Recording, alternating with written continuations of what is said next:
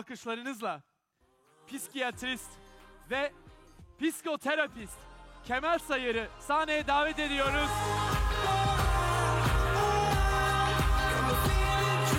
Bakalım Kemal Bey ne diyecek benim Cengen'le ilgili? Sadece fiziksel değil biliyorsun. Duygusal denge, zihinsel denge. Dengeler. Buyur. Kemal Sayar. Evet, merhaba genç dostlarım, sevgili arkadaşlar. Bugün dengeden bahsedeceğiz. Denge, psikolojide çok aşinası olduğumuz bir kavram değil. Bunun üzerine literatür bile çok az. Fakat çoğu zaman dengesiz insanlardan bahsederiz. Dengemizi bulmaktan bahsederiz. Bir metafor olarak kullanılıyor, bir eğretileme olarak kullanılıyor psikolojide. Ama psikolojik dengeden bahsettiğimiz zaman daha mutedil, itidal sahibi, ölçülü, kendini kontrol etmeyi bilen, aşırılığa kaçmayan, bir tarafının çekip gitmesi, onu götürmesine izin vermeyen bir kişilikten bahsetmiş oluyoruz. Aslında denge dediğimiz şey bir hareketsizlik hali değil. Hareketsizlik hali değil çünkü insan sürekli enerji akışlarına muhatap oluyor, bilgi akışlarına muhatap oluyor. Her şey bizi bir tarafa doğru çekiyor. Ama o çeken şeyler arasında, bizi çeken şeyler arasında bir dengeleme kurabildiğimiz zaman, o zaman işte psikolojik dengeden bahsediyoruz. Mesela akıl bizi bir tarafa çekiyor ama duygular başka bir şey söylüyor. Duygular bizi bir tarafa çekiyor ama akıl başka bir şey söylüyor. Bir çikolata karşımızda duruyor, çikolata keki karşımızda duruyor. Harika bir yaş pasta. İçimizden bilincin o en aşağı katmanı olarak saydığımız diyor ki ye, ye, ye. Bütün dopamin depoların boşalacak. Harikulade bir haz yaşatacak bu sana. Ama aklımız diyor ki hayır bunu yersen bak şu kadar kalori alırsın. O halde dur. İşte denge bizim üzerimize etki eden değişik kuvvetlerin bir şekilde bir ahenk içinde tutulması ve psikolojik sağlığımız için en iyi şekilde bunun sürdürülmesi demek. İnsan evladı hayata bir merak duygusuyla geliyor. Belki bugün size daha önce defalarca söylendi. İnsanda dengeyi sağlayan en önemli unsurlardan bir tanesi öğrenme kabiliyetimiz. Biliyor musunuz insan hücresi o kadar şuurlu bir varlık ki, yani vücudumuzdaki hücreler, beynimizdeki hücreler o kadar tek başına hareket edebilen zaman zaman, o kadar bilinçli varlıklar ki, bir hücre ne zaman ölüyor biliyor musunuz? Öğrenmeyi bıraktığı zaman. Her hücremiz hayatın her aşamasında öğrenmeye devam ediyor. Ve biz aslında beşikten mezara kadar öğrenen varlıklarız. Merak ediyoruz, öğrenmek istiyoruz. Eskilerin çok güzel bir sözü var. Oldum demek, öldüm demektir derler. Bir insan ne kadar zihnini yeniliğe, yeni fikirlere açarsa, kendini değiştirmeye, bildiği ezberlerden vazgeçmeye razı olursa, kesinlik yanılsamasından kendini kurtarırsa, hele bu 20'li yaşlarda size uğradıysa felaket bir şeydir. Aman onu hemen çöp sepetine atın. Biraz da yaşlı bir psikiyatrist olarak, kendimi o kadar yaşlı hissetmemekle beraber size göre yaşlı bir psikiyatrist olarak birkaç tavsiyede bulunayım. Bir şeyden vazgeçmeyecekseniz arkadaşlar, o öğrenme iştiyakınız olsun, merakınız olsun. Soshin diye bir şeyden bahsederler Zen felsefesinde. Acemi zihni. Yani kendisine sunulan şeylere açık olan, ihtimallere açık olan zihin. İnsan beyni durağanlıkta, yeni şeylerle karşılaşmadıkta ölüyor. Yahut fonksiyonların önemli bir kısmını yitiriyor. İşte belki genç yaşlarda en iyi yapmamız gereken şey ve hayatın dengesine bizi ulaştıracak, ruhsal dengeye ulaştıracak şeylerden bir tanesi zihnimizi ihtimallere, farklı sözlere açmak ve bir tür öğrenilmiş cehalet içinde bulunmak. Bir şeyi biliyorsam dahi daha iyisi nereden öğrenilebilir? Ben bunun daha iyisiyle nasıl karşılaşabilirim? Bir başka insan bana ne öğretebilir diye bakmak. Yani hayatı büyük bir öğrenme laboratuvarı olarak görmek ve her insanı da öğretmenimiz bilmek.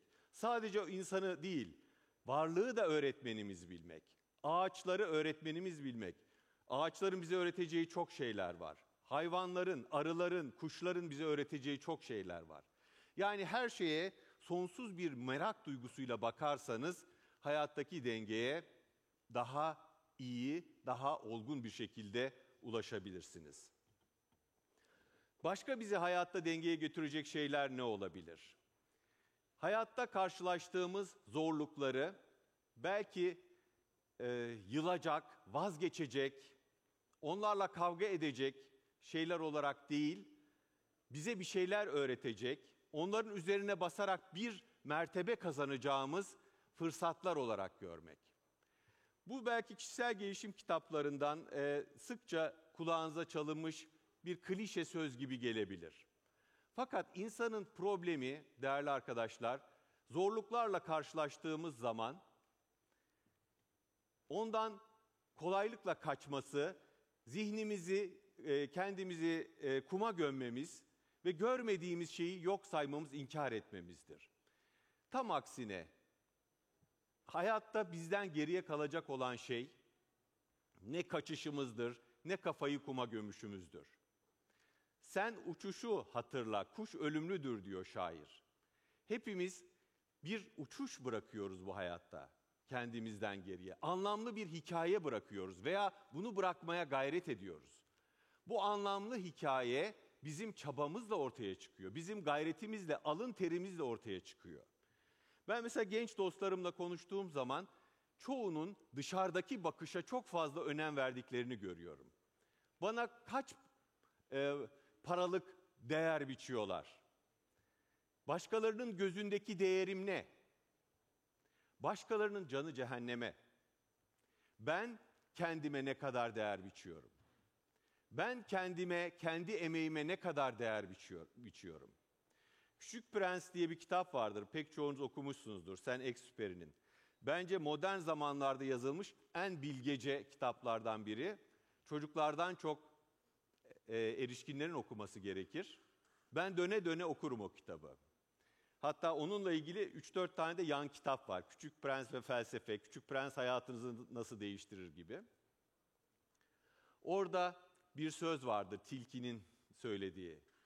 Senin gülünü değerli kılan şey der, gülünü çok sever Küçük Prens, senin ona ayırdığın zaman ve dikkattir.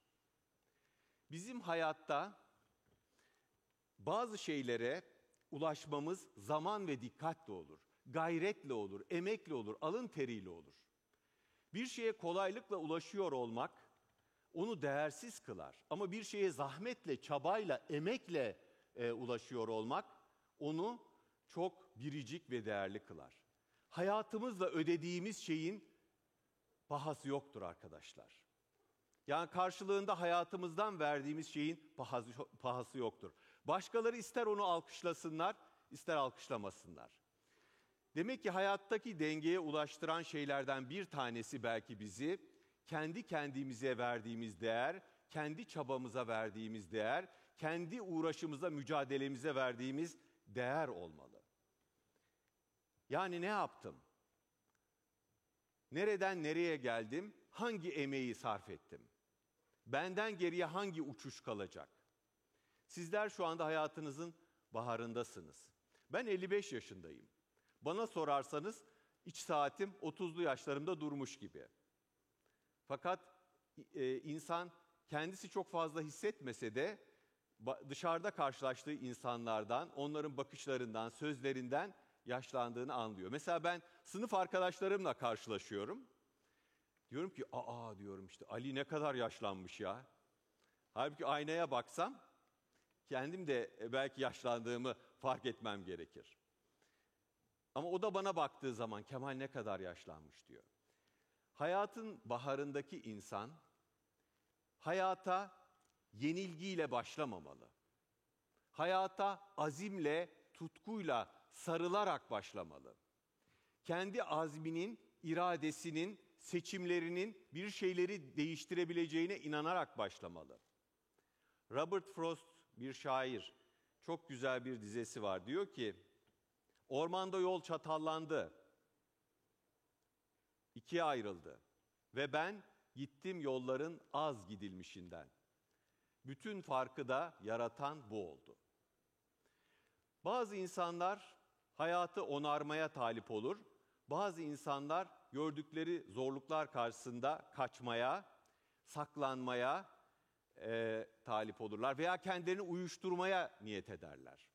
Uyuşturuculuğun bir unsuru da iş hayatıdır. Uyuşturuculuğun bir unsuru da alkol ve benzeri maddelere aşırı ölçüde bağlanmaktır. Uyuşturucu maddelere aşırı ölçüde bağlanmaktır. Uyuşturucunun bir tanesi tüketimcilik ideolojisine rağm olmaktır. Dünyayı bulduğumuzdan daha büyük bir yere dönüştürmeyi bırakmaktır. İdealleri bırakmaktır. Hevesleri bırakmaktır. Tagore'un çok güzel bir sözü vardır. Der ki, ilham hevesi takip eder. Siz önce heves edeceksiniz, motive olacaksınız, niyet edeceksiniz, bu yola çıkacağım diyeceksiniz. Ondan sonra sizi ilhamlar, esinler ziyaret edecek. Bütün mesele hayatta dengeyi ararken çabuk vazgeçebiliyor oluşumuzda. Asla vazgeçmemeliyiz ve kendi biricik hayat hikayemizi, kendi parmak izimizin biricikliği kadar bu dünyaya bırakmalıyız.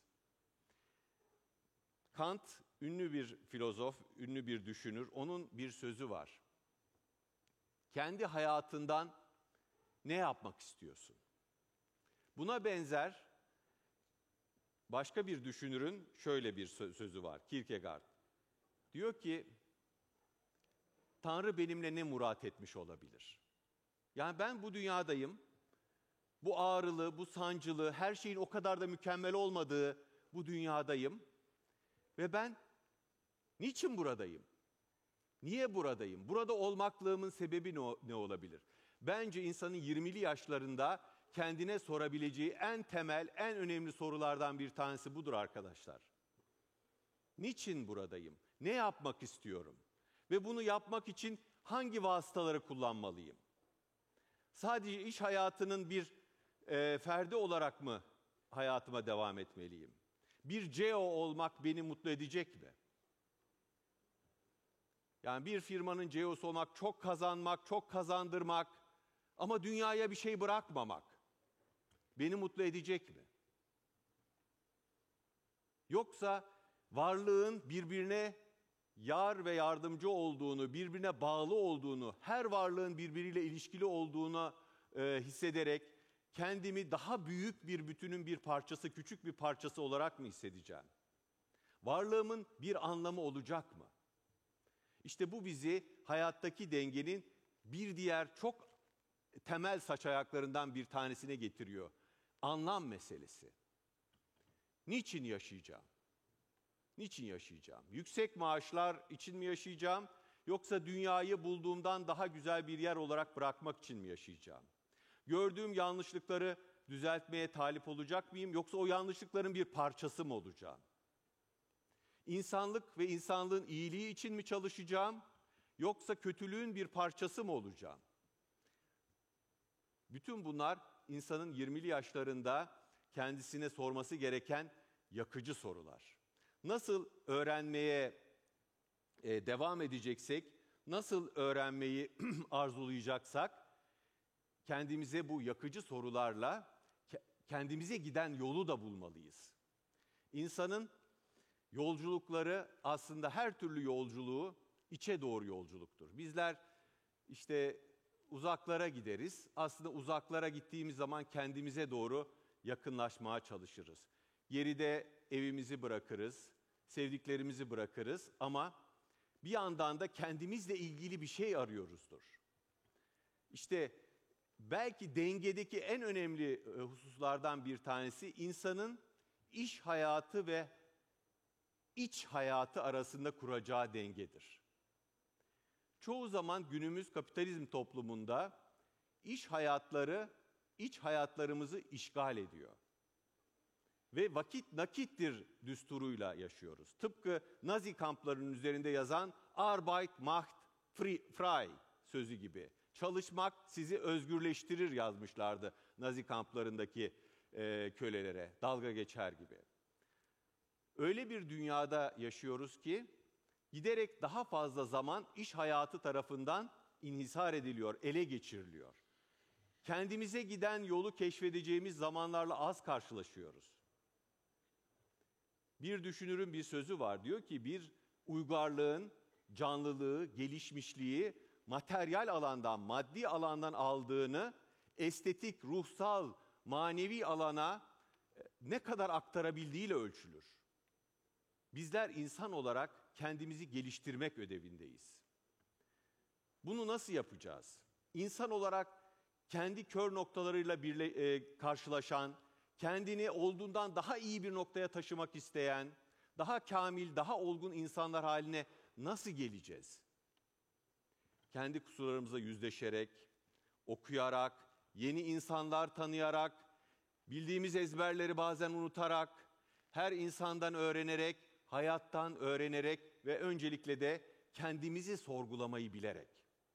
Bir yeryüzü tanrısı gibi dolaşmadan, her insanı öğretmenimiz, her varlığı öğretmenimiz bilerek, her şeyden öğrenerek, insanın nefesinden bile öğreneceği bir şey vardır arkadaşlar. Nefesimizden bile. Bakın, her nefes bir andır. Geleneksel düşünceye baktığınız zaman her nefes bir andır. Ömür iki nefes arasında. Doğarken nefes alıyoruz, ölürken bir nefes veriyoruz. Ve bu hayat dediğimiz şey, aldığımız sayısız nefesin içinde sayısız defa tekrar ediliyor. Bu Covid zamanında hastalarımızdan, Covid nedeniyle yatan hastalarımızdan sık işittiğimiz bir şey var. Nefes almanın ne kadar büyük bir kıymet, ne kadar büyük bir nimet olduğunu anladık diyorlar. İnsan hayattaki dengeye, buradan başka bir şeye sıçrıyorum, bir şeylerin kıymetini bilerek de ulaşabilir. Mesela aldığım nefesin kıymetini bilerek. Huş der dem demiş eskiler. Nefes ayıklığı. Ne kadar güzel bir söz. Aldığın her nefesin ayırdığında olmak, ayık olmak. Her nefeste ayık olmak. Dünyanın farkında olmak, kendinin farkında olmak. İnsanın kendine giden yolculuğu, kendini keşfetme yolculuğu işte bu bilinçle başlıyor. Kendinin farkında olma, dünyanın farkında olma bilinciyle. Bugün psikolojide bir eksiklik hissedildi mesela 20 yıl öncesine kadar. Biz bir şeyleri eksik yapıyoruz dediler. İnsanın daha manevi taraflarını, spiritüel taraflarını, tinsel taraflarını gözden kaçırıyoruz dediler. Şimdi bu işte farkındalık ekolleri, mindfulness dedikleri ekoller yoğun olarak psikoloji tekniklerinde kullanılmaya başlandı. Yaşadığım anın içinde olmak, yaşadığım ana gömülü olmak, geleceğin endişesinden, tasasından ve geçmişin baskısından kurtularak bugünün, şu anın hakkını vererek yaşamak ve hayatın hakkını vererek yaşamak. Bugün modern topluma baktığınız zaman değerli arkadaşlar, bir yaşayanlar mezarlığı görüyoruz. Bir şeyden çok korkun. Yaşlanmaktan korkmayın. Yaşlanmaya üzülmeyin. Her nefes bir bağıştır insana. Yaşlandıysanız o yaşı görecek kadar oraya gelmişsiniz demektir. Size bir bağış verilmiş demektir. Ama yaşamamaktan korkun. Hayatın hakkını verememekten korkun. Kalbinizin sesini dinleyememekten korkun. İçinizdeki potansiyelleri, güçleri harekete geçirememekten korkun.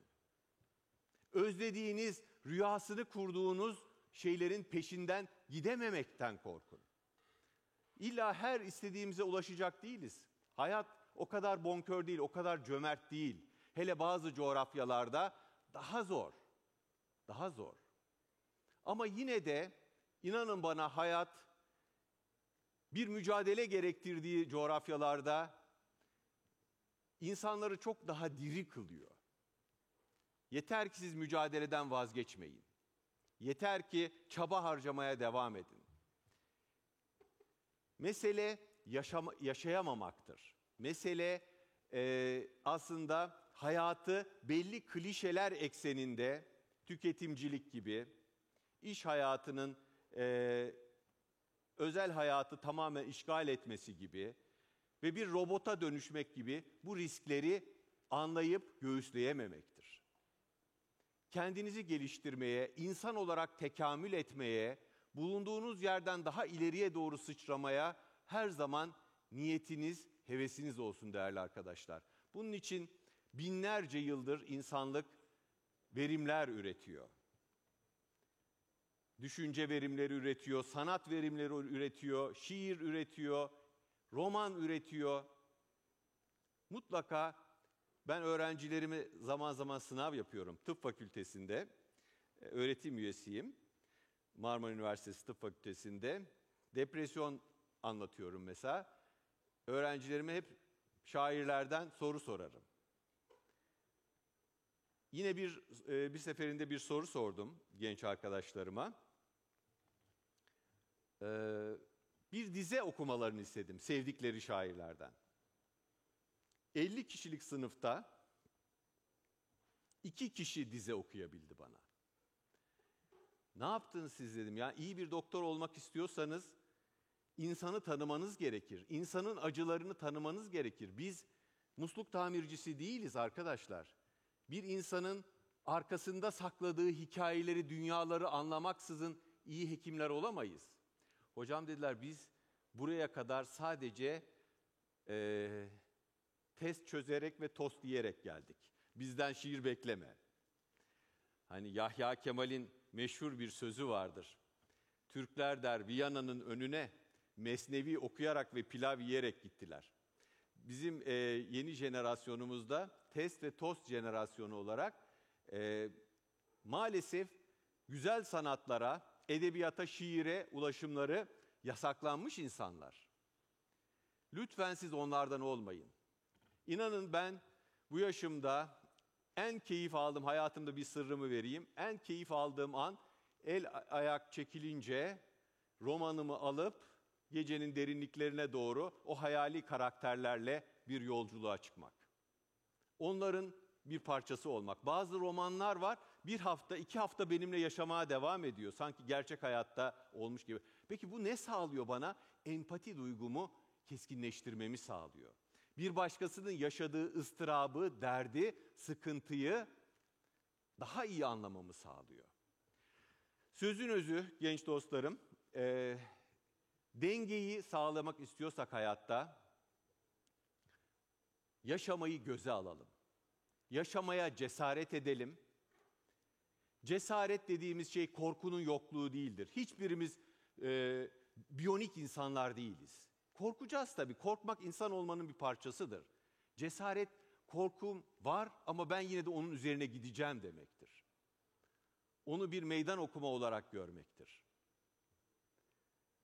Ben de kendimi sınamak istedim bugün sizin karşınızda. Kafamda belirli bir akışla gelmedim buraya. Bunun benim için bir heyecan olmasını istedim ve zihnimin benim götürdüğü yerlere gittim. Bir yolculuk oldu benim için. Sizinle tanışmak, sizinle burada karşılıklı konuşmak. Yaşamayı göze alacağız. Ve son olarak şunu söyleyeyim, hiçbirimiz kusursuz olmak zorunda değiliz. Hepimiz kusurlarımızla güzeliz, hayat kusurlarıyla güzel. Kusurlarımızdan öğrenebildiğimiz kadar güzeliz. Wabi Sabi felsefesinde Japonların kırılan vazoların araları altın tozuyla dolduruluyor ve orijinalinden daha güzel oluyor. Eğer tecrübe altın tozuyla eğer doldurabilirsek biz geçmişin hatalarını, hayal kırıklıklarını, hayata kırıldığımız yerden daha güçlü olarak devam edebiliriz. Sizi cesaretlendirmek istedim bu konuşmamda. Yiğit düştüğü yerden kalkar denir. Hayatta tökezlediğimiz anlar olabilir. bir dakika uzatmak pahasına bir şey anlatayım. Bir hocayla, yabancı bir hocayla bir uluslararası kongrede tanıştık. Türkiye'ye gelmişti davetlimiz olarak. Bir özel kişilik tipolojisiyle terapi yaparken terapiye şöyle başladığını söyledi. Ben ona doğru uzanırım, hoş geldin derken birden ayağım kayar gibi olur, dengemi kaybedecek gibi yaparım dedi. Ve sonra el sıkışırım dedi. Niçin? Niçin hocam? Dedi ki o benim yanılabilir, düşebilir bir insan olduğumu görsün de beni kafasında mutlaklaştırmasın, beni yüceltmesin diye. Hepimiz hayatın içinde düşebilir, kırılabilir, incinebilir varlıklarız. Belki hayattaki dengeye giden en önemli yol baştan bu incinebilirliğimizi kabul etmekle başlayacak. Hepimiz ne olur yaşamaya cesaret edelim ve bıraktığımız uçuşun hatırlanır güzel bir uçuş olmasına gökyüzünde dikkat edelim. Hepinize çok teşekkür ederim. Sağ olun. Var olun.